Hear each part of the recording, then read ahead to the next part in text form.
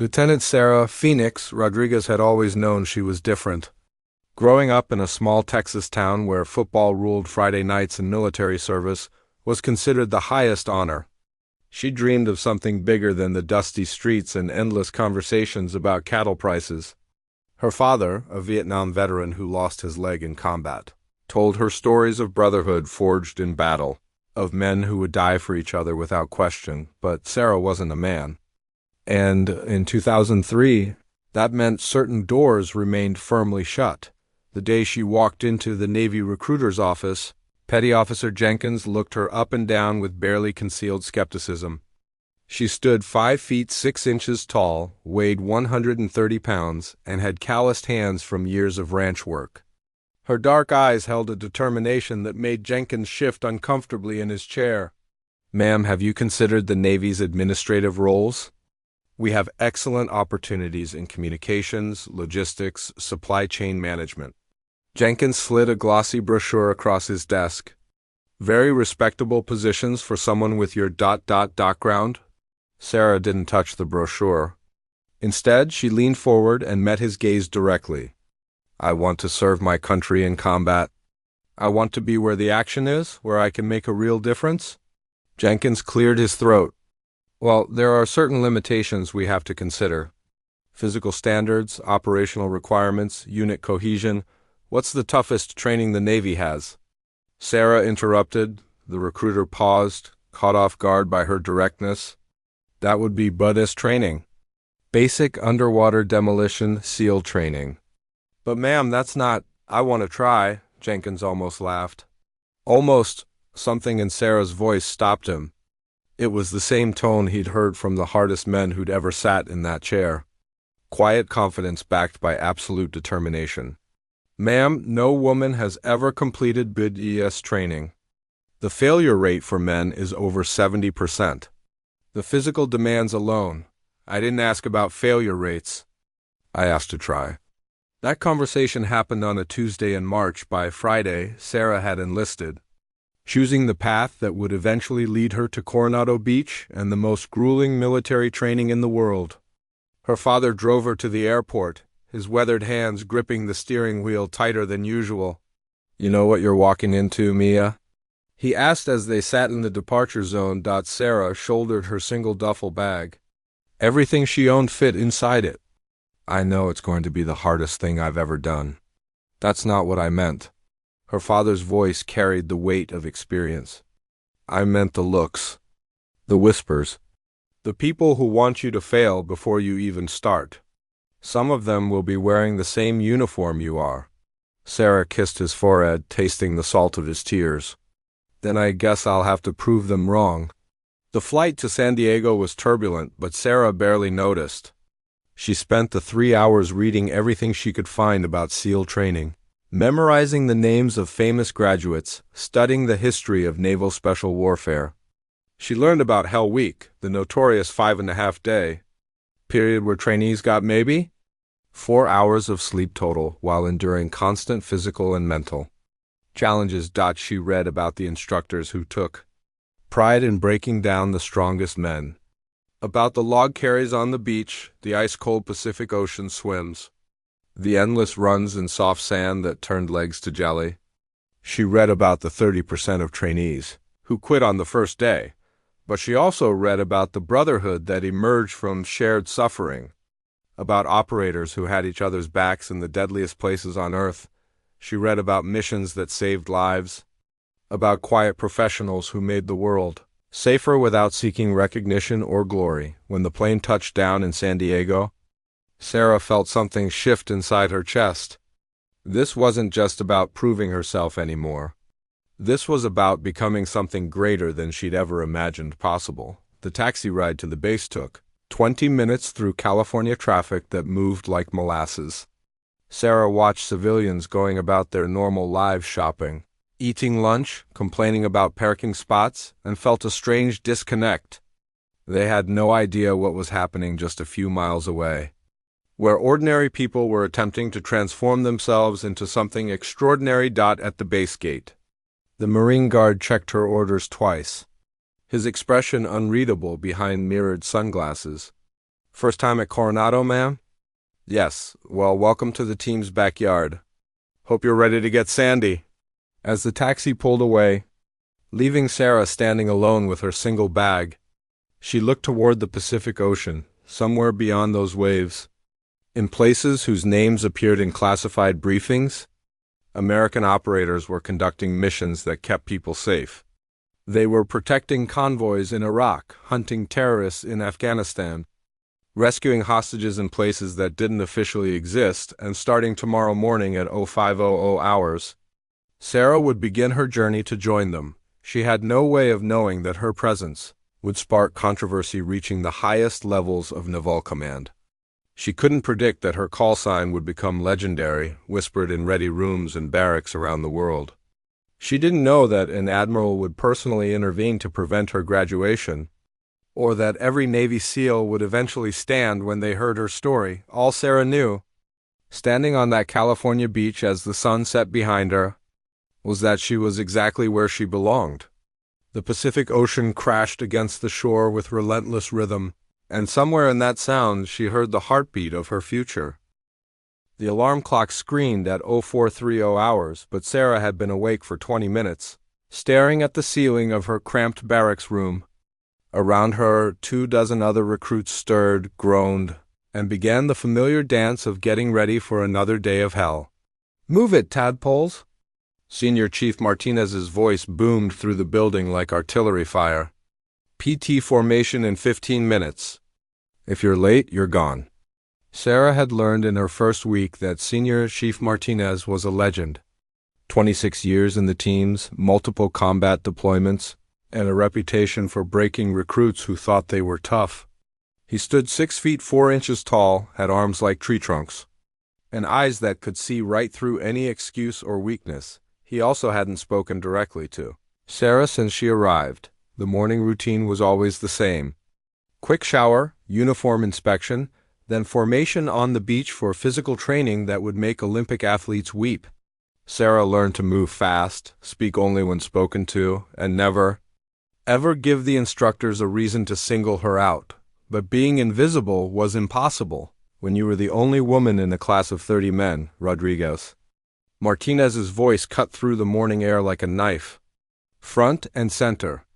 Sarah's stomach dropped, but she sprinted to the position directly in front of the senior chief.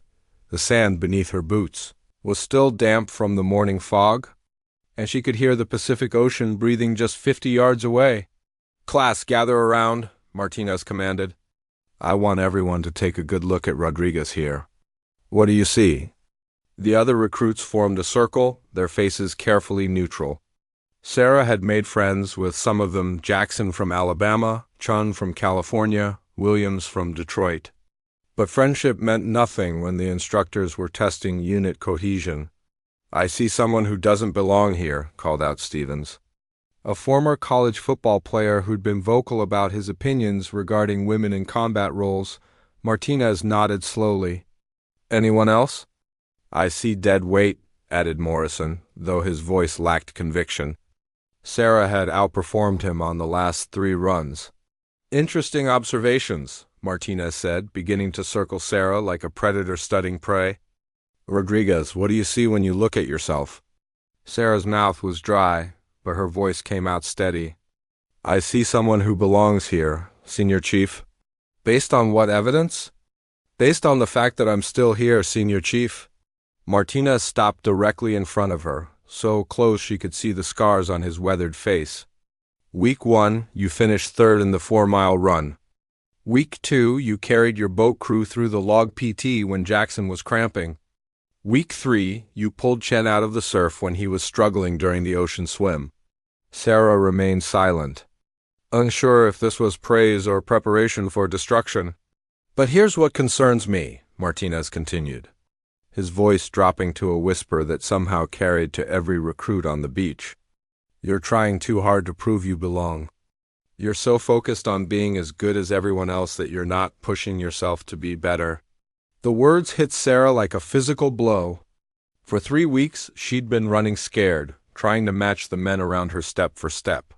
She'd been so worried about failing that she'd forgotten why she was there in the first place. Senior Chief, I'm not finished.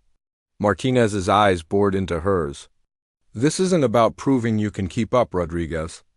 This is about finding out if you can lead when everything goes to hell.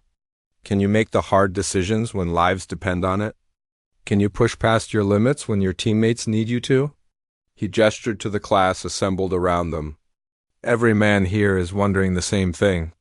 Not whether you're strong enough, you've already answered that question. They're wondering if they can trust you when the shooting starts. Sarah felt something shift inside her chest, the same sensation she'd experienced on the airplane. But this time, it felt like armor sliding into place. How do I show them that, Senior Chief? Martinez almost smiled. Almost. By stopping trying to be as good as them and starting to be better. By remembering that the teams don't need another soldier, they need leaders. The rest of that day's training was brutal even by BUDS standards. Log carries in the soft sand until muscles screamed. Surf passage through 8-foot waves that pounded them against the beach, and endless flutter kicks that turned abdominal muscles into molten steel. But something had changed in Sarah's approach. Instead of grimly enduring each evolution, she began to push. When her boat crew struggled during the 4-mile paddle, she called cadence that got them back in rhythm. When William started to lag during the beach run, she stayed with him and pulled him along. During the evening meal, Jackson slid into the seat across from her in the mess hall. Whatever Martinez said to you this morning, it worked. Sarah looked up from her tray of what the Navy generously called food. What do you mean? I mean, you stopped trying to prove you belonged and started acting like you belonged. There's a difference. Chun joined them, still wincing from the day's punishment. Stevens has been running his mouth since day one, but today during log PT, when you told him to shut up and carry his weight, everyone listened. Including him. William sat down with his own tray, his dark face serious. My grandmother used to say that respect isn't given, it's earned one decision at a time. Today you made about 20 good decisions. That night, Sarah lay in her narrow bunk listening to the sounds of exhausted men trying to sleep. Some snored, others shifted restlessly, and a few whispered quietly about the day's events. Outside, she could hear the eternal rhythm of the Pacific Ocean, the same sound that had comforted her on her first night, but now it sounded different. Not like background noise, but like a heartbeat. The heartbeat of something she was becoming part of. One brutal day at a time. In the darkness, she thought about Martinez's words. Stop trying to be as good as them. Start being better. The advice wasn't just about physical performance or mental toughness. It was about leadership, about understanding that the teams needed people who could rise to challenges rather than simply endure them. Sarah closed her eyes and began planning tomorrow's approach. She would push harder in PT, encourage her classmates during difficult evolutions, and continue earning the respect that couldn't be demanded or assumed. She had no way of knowing that. Admiral Peterson had already received reports about the woman disrupting naval special warfare training. She couldn't predict that powerful people were already discussing ways to end her journey, before it could inspire other women to follow the same path.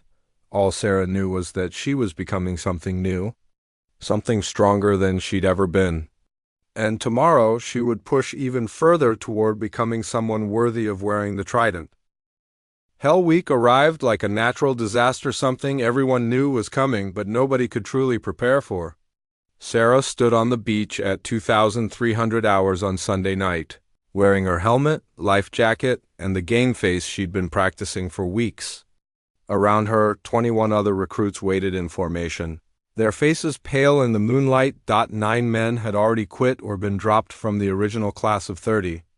Each departure had been its own small drama. Stevens lasted until week 4 before a stress fracture in his shin sent him home. Morrison rang the bell during a particularly brutal surf passage. And 2 others simply disappeared one morning without explanation. Senior Chief Martinez emerged from the darkness carrying a bullhorn and wearing an expression that promised nothing but misery. Behind him came a small army of instructors, their faces painted with black camouflage and grins that belonged in horror movies. Welcome to Hell Week. Tadpoles, Martinez's amplified voice echoed across the beach. For the next 5.5 days, you will discover things about yourselves that you never knew existed. Some of you will find strength you didn't know you had. Others will find limits you can't cross. The first evolution began immediately. Log carries across the beach, the heavy wooden telephone poles shared between boat crews of 6 people each. Sarah's crew included Jackson, Chun, Williams, and 2 newer guys named Torres and Bradley. They'd trained together for weeks, learning to move as a unit, anticipating each other's strengths and compensating for weaknesses. "Phoenix, take point," Jackson called out as they lifted their log. Somewhere during week 5, Sarah had earned the call sign Phoenix, partly for her red-brown hair, partly for her ability to recover from setbacks that would have crushed other recruits. Sarah moved to the front of the log, setting the pace as they jogged through sand that seemed designed to swallow their feet. Behind her, she could hear Chun's steady breathing, William's quiet encouragement, and the synchronized footfalls of her crew working together. Hours blended into each other. Beach runs became surf passage, which became more log PT, which became combat swimming in the freezing Pacific. The instructors rotated between evolutions, appearing without warning to scream instructions, criticism, and occasionally bits of tactical knowledge disguised as insults. "Rodriguez!" Instructor Davis materialized beside her during the 3rd hour. "Your crew's moving like they're carrying groceries instead of preparing for combat. What are you going to do about it?" Sarah was running on fumes already, but she found energy she didn't know existed. "Boat crew, double time." "Torres, stop favoring your left side, we need equal pressure." Bradley matched Chin's breathing pattern. Her crew responded immediately, their pace increasing despite exhaustion that was already becoming legendary. Sarah realized that somewhere in the darkness and pain, she'd stopped thinking about proving herself and started thinking about getting her teammates through alive. The second day brought new challenges. Rock portage, where boat crews had to navigate their rubber rafts through jagged rocks while waves tried to dash them against the shore. Sarah's crew worked like a machine, communicating with hand signals and shared looks that conveyed more information than radio chatter. "Phoenix has ice water in her veins," Torres gasped during a brief rest period. "Did you see her calling commands when that wave tried to flip us?" Chun nodded, too tired for words. His lips were blue with cold and his hands shook as he tried to drink from his water bottle. But his eyes held something new, complete trust in his boat crew leader. By Wednesday, the hallucinations started. Sleep deprivation combined with constant physical stress created a dreamlike state where reality became negotiable. Sarah saw her father standing on the beach, applauding her effort. She had conversations with instructors who weren't there. Once, she could have sworn she heard mariachi music coming from inside her life jacket, but through the delirium, she maintained focus on her crew. When William started stumbling during a beach run, she grabbed his arm and pulled him along. When Chin began to hypothermia during a prolonged surf session, she shared her body heat without being asked. When Torres contemplated ringing the bell after a particularly brutal session of log PT, she looked him in the eye and said 3 words, "Not today." "Brother, Thursday brought the famous Steel Pier evolution, where boat crews had to hold their rafts over their heads while standing in the ocean as waves crashed over them. The water temperature was 58 degrees, and the evolution lasted 4 hours. This is where we separate the warriors from the wannabes," Senior Chief Martinez announced through his bullhorn. "Your body will tell you to quit. Your mind will offer you 1,000 rational reasons to walk away. But warriors don't listen to comfort. They listen to purpose." Sarah's crew stood in perfect formation, their raft held high as Pacific waves tried to knock them down. Around them, she could hear other crews talking, encouraging each other, sharing strength that came from somewhere deeper than muscle and bone. "Phoenix," Jackson's voice was barely audible over the crashing surf. "Whatever happens after this week, I want you to know I've never trusted anyone more in my life." Chun managed a frozen smile. "Same here. You're not our boat crew leader because you're trying to prove something. You're our leader because you are something." Williams nodded, his teeth chattering but his voice steady.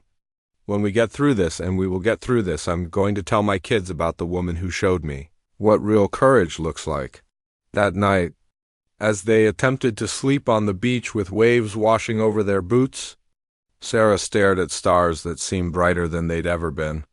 Her body was wrecked, her mind was foggy with exhaustion, but something inside her chest burned brighter than the sun. She was no longer the girl from Texas who'd walked into a recruiter's office with something to prove. She wasn't even the woman who'd started BDS training hoping to earn acceptance.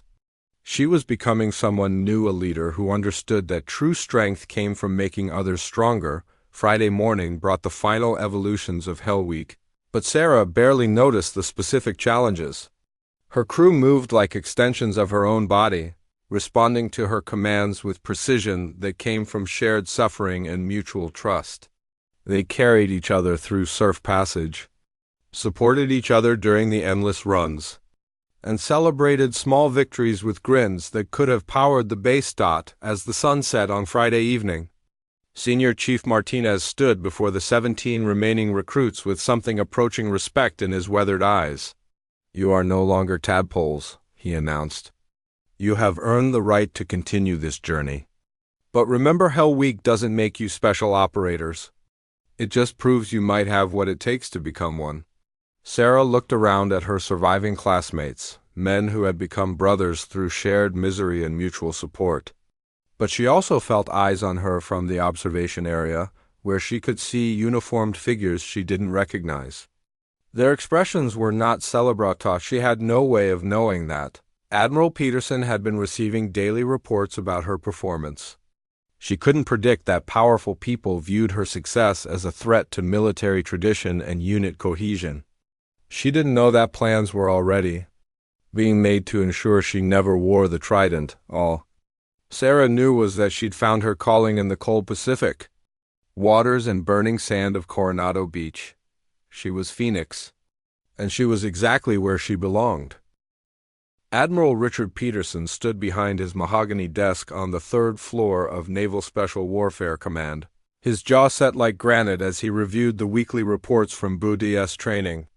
Outside his window, he could see the Pacific Ocean stretching toward the horizon, the same waters where America's elite warriors learned to become something beyond ordinary human limitations. The problem was sitting in the stack of papers before him, summarized in clinical military language that failed to capture the storm brewing within naval special warfare. Rodriguez. Sarah now successfully completed Hell Week evolution. Boat crew leader performance rated outstanding, physical fitness scores consistently in top 10% of class. Leadership qualities noted by multiple instructors.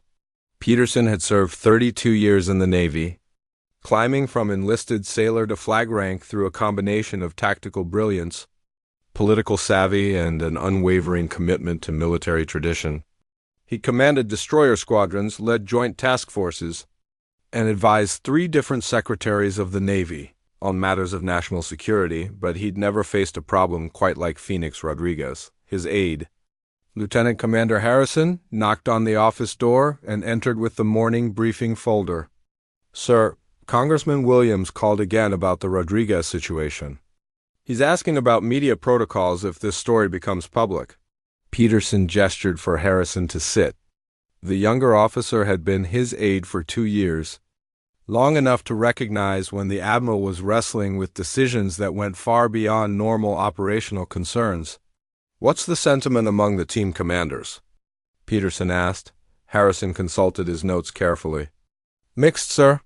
Some of the older chiefs think allowing women in the teams will destroy unit cohesion. They point to physical standards, operational requirements, logistics of mixed-gender teams in combat environments. And the others? Some of the younger operators are impressed with her performance. They say she's earned her place through the same standards as everyone else. A few team leaders have mentioned that her boat crew shows exceptional cohesion, better than most male-led crews they've observed." Peterson stood and walked to his window, watching the distant figures of current BDS students running along the beach. Somewhere among those tiny figures was Rodriguez, continuing her journey toward something that would fundamentally change Naval Special Warfare forever. The phone on his desk buzzed with the distinctive tone reserved for secure communications. Peterson picked up immediately. Admiral Peterson speaking. Rick, it's Tom Bradley. The voice belonged to Senator Thomas Bradley, chairman of the Armed Services Committee and a man who wielded considerable influence over military policy and funding. I think we need to discuss the situation developing at Coronado. Peterson had been expecting this call for weeks. Senator, I assume you're referring to the female candidate in Buddhist training. Exactly. Rick, I've got defense contractors calling me, veterans groups writing letters, and media outlets starting to sniff around this story. We need to think carefully about precedents here. The Admiral chose his words carefully. The candidate is performing within standards, Senator. She's met every requirement placed before her. That's not really the issue, is it? Bradley's voice carried the weight of political experience. This is about unit cohesion, operational effectiveness, and whether we're going to compromise the world's most elite fighting force for the sake of political correctness. Peterson had heard variations of this argument for weeks, from Pentagon briefings to private conversations with fellow flag officers. The traditional view held that special operations units required absolute trust and cohesion, bonds forged through shared experience that couldn't accommodate the complications introduced by mixed-gender teams, but he'd also read the detailed reports from Senior Chief Martinez, Instructor Davis, and other training personnel. Their assessments painted a picture of a candidate who didn't just meet standards, she exceeded them while making her teammates stronger. Senator, what specific action are you recommending? Bradley's pause lasted long enough for Peterson to hear traffic noise in the background. I'm not recommending anything, Admiral. I'm simply observing that training standards exist for reasons beyond individual performance. Sometimes the needs of the service require difficult decisions. After the call ended, Peterson sat in his leather chair staring at the Rodriguez file. Inside were photographs from her initial assessment, fitness reports, psychological evaluations, and detailed accounts of her performance in every training evolution. By every objective measure, she was succeeding, but military decisions weren't always about objective measures that afternoon. Peterson made an unannounced visit to the BDS training compound. He arrived during advanced combat swimming, watching from the observation deck as students performed underwater navigation exercises in the base pool. Senior Chief Martinez approached and came to attention. Admiral on deck. Carry on, Senior Chief. I'm here unofficially. Martinez relaxed slightly, though his bearing remained respectful. Sir, if you're here about Rodriguez, I should tell you that she's exceptional. Best boat crew leader I've seen in 5 years of instruction. Tell me about her impact on class dynamics. Martinez considered the question carefully. Initially, there was some resistance. A few students questioned whether she belonged. But performance speaks louder than prejudice, sir. Her boat crew would follow her into hell, and the rest of the class knows it.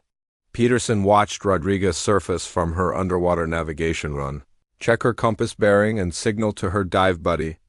Even from a distance, her movements showed confidence and competence that came from hundreds of hours of practice.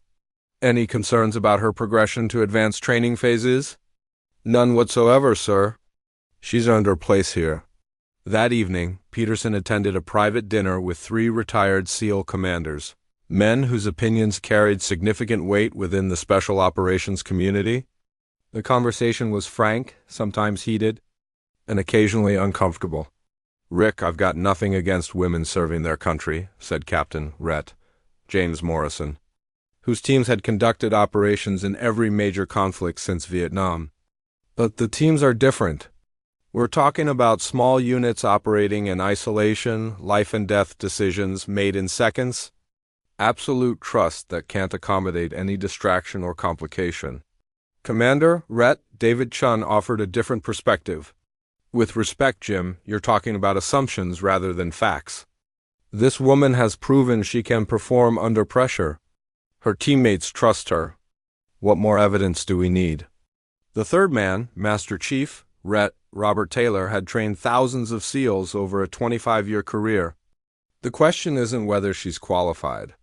The question is whether the teams are ready for this change. Tradition matters, Admiral. Esprit de corps matters. Sometimes protecting the institution means making hard choices about individual cases. Peterson listened to arguments he'd heard before, from men whose service and sacrifice commanded his deepest respect.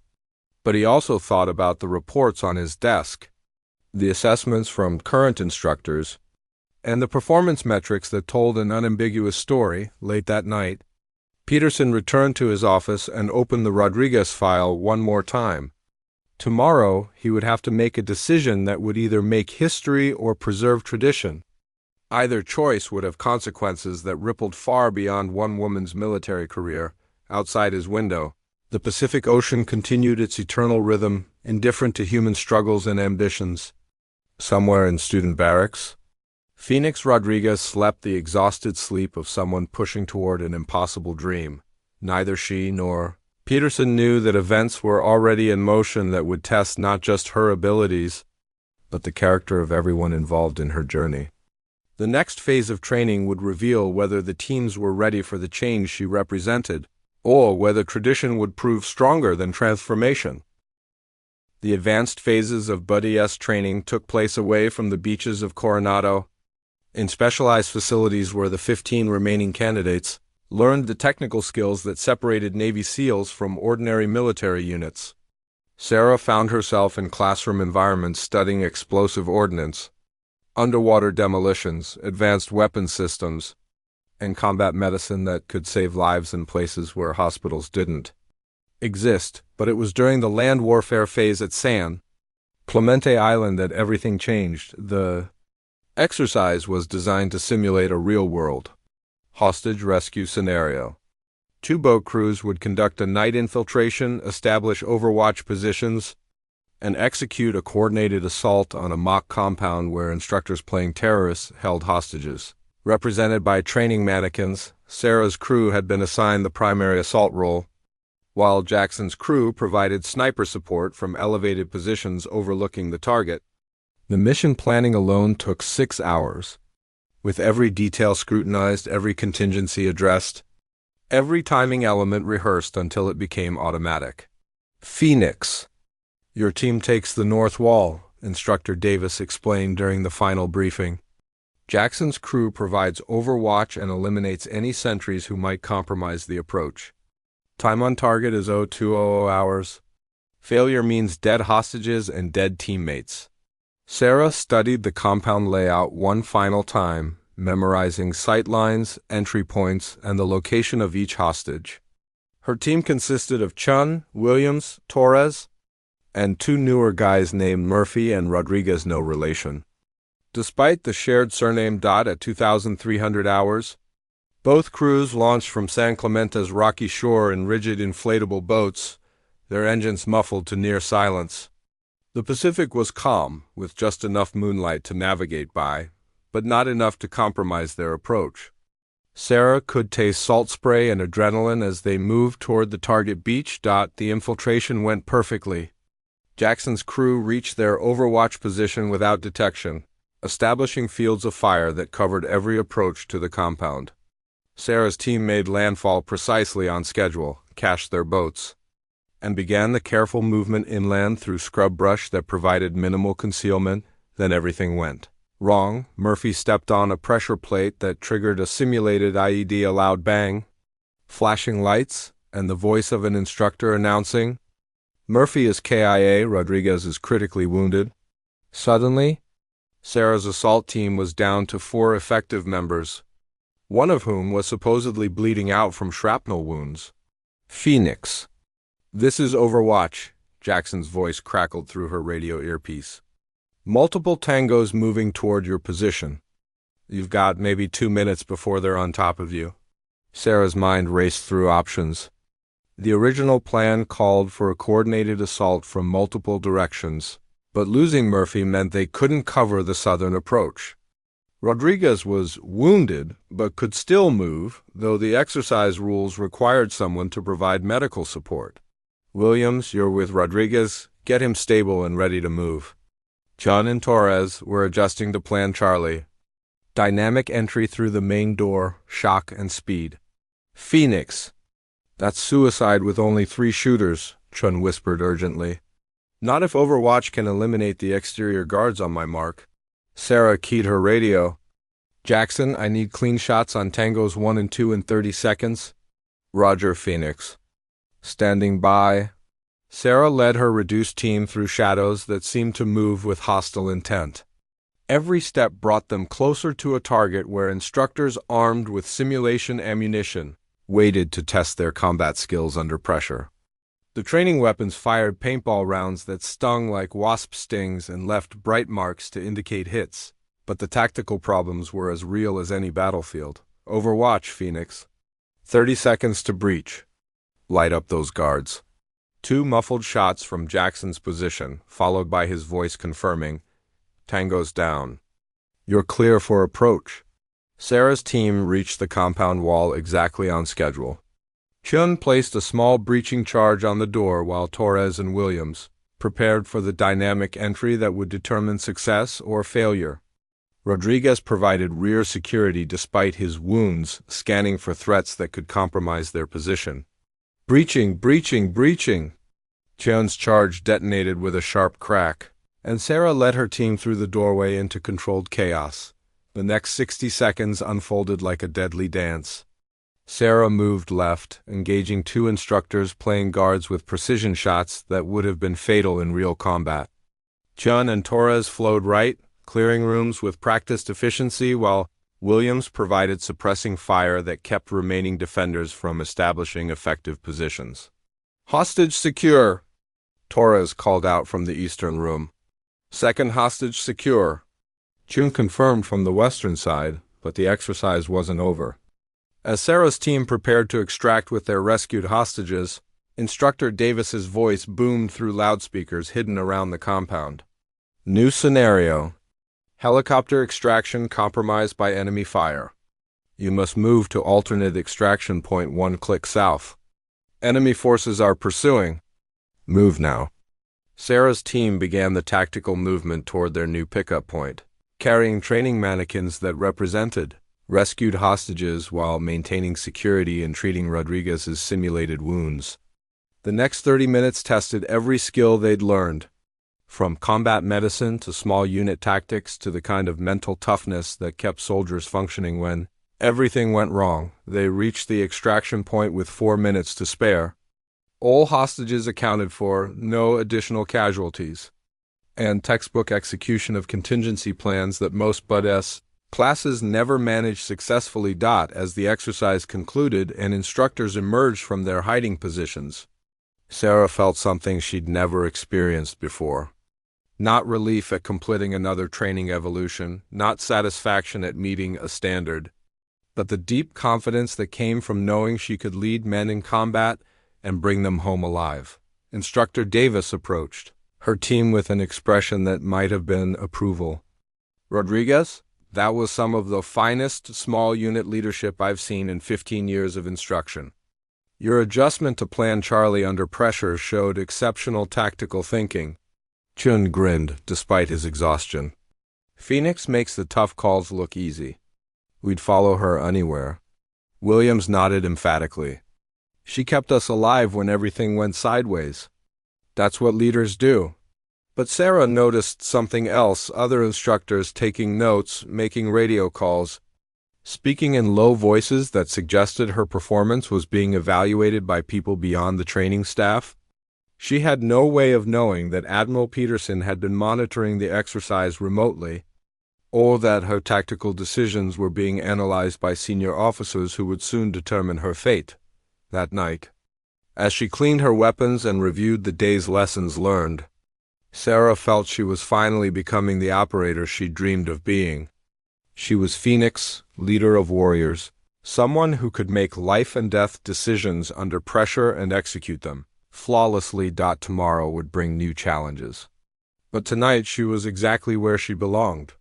She had no idea that powerful forces were already moving to ensure she would never get the chance to lead men in real combat, or that her call sign would soon become a symbol of something much larger than one woman's military career.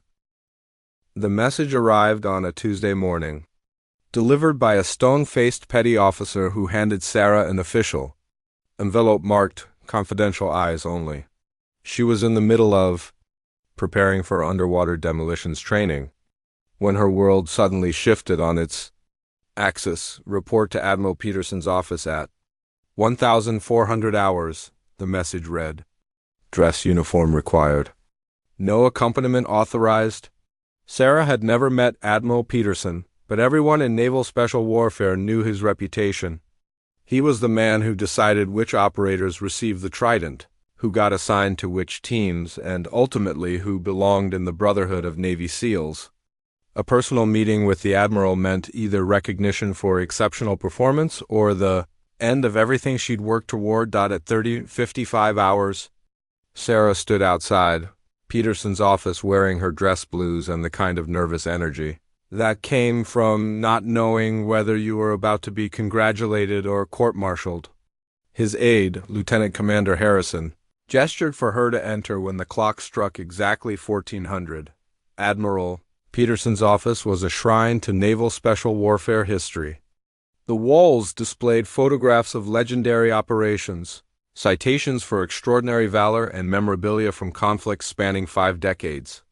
Behind his desk hung a painting of Navy SEALs conducting a night raid, their faces blackened with camouflage and their eyes focused on dangers that existed beyond the frame.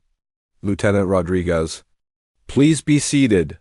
Peterson was shorter than Sarah had expected, maybe 5 feet 9 inches, but he carried himself with the quiet authority that came from commanding men in life-and-death situations. His gray eyes studied her with the intensity of someone accustomed to making decisions that affected thousands of lives. Sir, thank you for seeing me. Lieutenant, I'll dispense with pleasantries. I've been monitoring your progress through BUDS training with great interest. Your performance has been exceptional by any objective standard. Your instructors speak of you in terms normally reserved for once-in-a-decade candidates. Sarah remained silent, unsure whether this was leading toward commendation or condemnation. However, Peterson continued, his voice taking on a different tone. Your presence in the program has created challenges that extend far beyond training metrics. I've received calls from members of Congress, letters from veterans organizations, and pressure from senior Pentagon officials who question whether integrating women into naval special warfare serves the broader interests of national security. The Admiral stood and walked to his window, gazing out at the Pacific Ocean where Sarah had learned to become something she'd never imagined possible. Tell me, Lieutenant, why do you want to be a Navy SEAL? The question hung in the air like smoke from a battlefield. Sarah had been asked variations of it hundreds of times by recruiters, instructors, fellow candidates, and family members who couldn't understand her choices. But she sensed that her answer would determine everything that came next. Sir, I want to serve my country in the most challenging role possible. I want to be part of a team that makes a difference in places where it matters most. And I want to prove that excellence has no gender. Peterson nodded slowly, as if he'd expected that response. Noble sentiments, Lieutenant. But let me ask you something more difficult. Are you willing to sacrifice your personal ambitions for the good of the institution? Sarah felt something cold settle in her stomach. Sir, I'm not sure I understand. The question is simple. If completing your training would damage naval special warfare, if it would compromise unit cohesion, create political distractions, or undermine the confidence that our civilian leadership has in the teams, would you voluntarily withdraw? The office fell silent except for the distant sound of BUDS candidates running on the beach below. Sarah could hear her own heartbeat pounding in her ears as she processed the Admiral's words. Sir, with respect, I believe my completion of training would strengthen naval special warfare. My teammates trust me. My instructors have confidence in my abilities. I've proven that I can lead men in combat scenarios and make decisions under pressure. Peterson returned to his desk and opened a thick folder that Sarah recognized as her training file. Lieutenant, let me share some information that might influence your perspective. Yesterday, I received a call from the Secretary of Defense. There are concerns at the highest levels of government about the precedent your graduation would establish. He pulled out several documents and placed them where Sarah could see them. I also have a letter signed by 43 retired SEAL commanders expressing concern about women in special operations. Additionally, 3 current team commanders have submitted formal objections to female integration. Sarah felt as though the floor was dissolving beneath her feet. Sir, are you ordering me to withdraw? I'm asking you to consider the bigger picture. Sometimes individual sacrifices serve larger purposes. The conversation continued for another 20 minutes, with Peterson outlining political pressures, institutional concerns, and the potential consequences of setting a precedent that other women might follow. He spoke of unit cohesion, operational effectiveness, and the delicate balance between military capability and social engineering, but he also acknowledged her performance, her leadership qualities, and the respect she'd earned from fellow candidates. It was clear that Admiral Peterson was wrestling with competing interests that went far beyond one person's military career. Lieutenant, I'm going to give you 48 hours to consider your options. You can continue training and face an uncertain future, knowing that powerful forces oppose your presence. Or you can withdraw voluntarily with honors, accepting assignment to another prestigious role within naval special warfare that doesn't involve direct combat operations. As Sarah left Peterson's office, her mind reeled with implications she was only beginning to understand. She'd spent months focused on proving herself worthy of wearing the trident, but now she realized that her individual performance was only part of a much larger equation. That evening, she walked alone on Coronado Beach, listening to the eternal rhythm of Pacific waves and trying to process the most difficult decision of her life. Around her, Buddhist candidates continued their training, pushing toward the same goal she'd been pursuing since that day in the Texas recruiting office. Chun found her there 2 hours later, sitting on the sand and staring at stars that seemed dimmer than usual. Phoenix. Whatever they told you in there, don't let them break you down. Sarah looked at her teammate, one of the men who'd followed her through Hell Week and trusted her with their lives during combat training. What if staying means destroying something bigger than myself? What if leaving means destroying the example you've set for every woman who comes after you? Chun sat beside her on the sand, his voice carrying the weight of shared experience. Phoenix, you've already changed things. Win or lose, you've proven that women can do this job. The question is whether you're going to finish what you started. Williams and Torres found them an hour later, followed by Jackson and the rest of their surviving classmates. Without being asked, they formed a circle around Sarah, creating the same protective formation they'd used during combat exercises. Whatever you decide, Jackson said quietly, we'll support you. But you should know we've never served with a better leader. Male or female doesn't matter. What matters is that you've got our backs. And we've got yours. As Sarah looked around at the faces of men who'd become her brothers through shared suffering and mutual trust, she realized that Admiral Peterson had asked the wrong question. This wasn't about sacrificing personal ambition for institutional good. This was about defining what institutions should become when they're ready to evolve. Tomorrow, she would give Admiral Peterson her answer. But tonight, surrounded by warriors who judged her by her actions rather than her gender, Sarah knew exactly what Phoenix would choose to do. Sarah stood outside Admiral Peterson's office at exactly 1400 hours, 48 hours after their first meeting. She wore the same dress uniform, carried herself with the same military bearing, but something fundamental had changed. The woman who knocked on his door was no longer seeking approval or permission. She was stating her position. Admiral Peterson, I've made my decision. Peterson gestured for her to sit, his expression unreadable. I'm listening, Lieutenant. Sir, with respect, I believe you asked the wrong question. You asked if I would sacrifice my ambitions for the institution. But the real question is whether the institution is ready to sacrifice outdated limitations for operational excellence. Peterson's eyebrows rose slightly, but he remained silent. Sarah continued, her voice steady and sure.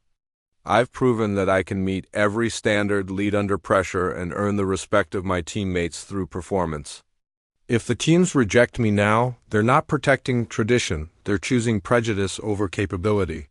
Lieutenant, you're oversimplifying complex institutional.